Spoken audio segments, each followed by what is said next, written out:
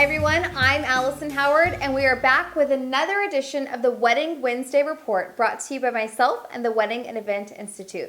All month we've been discussing the topic of pricing and the different methods in which you can set your pricing as a wedding planner. So far we've covered 3 methods of pricing, which are the flat fee method, percentage of budget method, and the hourly method. Today we're wrapping up our pricing series and looking at the final method of pricing, which is the most popular method, packages. Creating packages of your services for your clients is easily the most common way to set your pricing, and the way that most wedding professionals have embraced.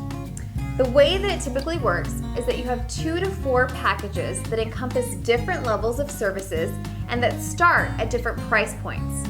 I'll go ahead and use my own business for example. We offer 2 main packages, a partial planning package and a complete planning package. We also offer what most brides refer to as a day of package, but I personally loathe the term day of and avoid using it whenever possible because it doesn't exist and that's a whole other topic. But each of my packages starts at a different price point and are very dependent on the client's needs and expectations.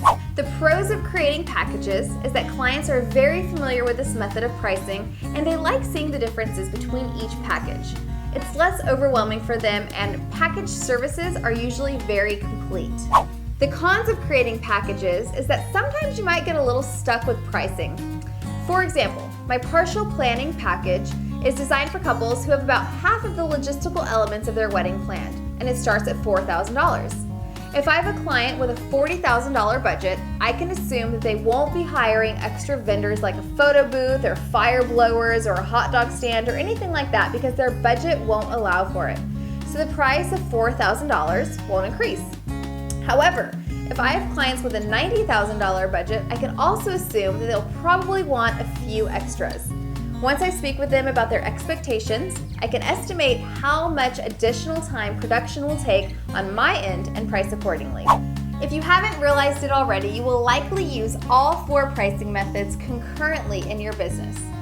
I have packages that start at a fixed rate, but depending on several factors, including my client's overall wedding budget, may morph into percentage pricing. If I'm asked to stay later at an event, overtime would be charged hourly. My advice to someone new to the industry is to create 3 packages. And please don't title them with funky names that people can't pronounce. Keep things simple for your first few weddings until you get a feel for it. You'll know when you've underpriced and what you should charge extra for after you've done a few weddings, and pricing your services will become so much easier. Thank you so much for joining me for another edition of the Wedding Wednesday Report.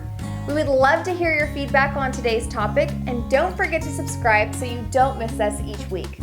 You can stay up to date with news, tips, and inspiration from the world of weddings and events every day by dropping by the Special Event Experts blog. For some great behind-the-scenes action from our shoots, visit me on Instagram.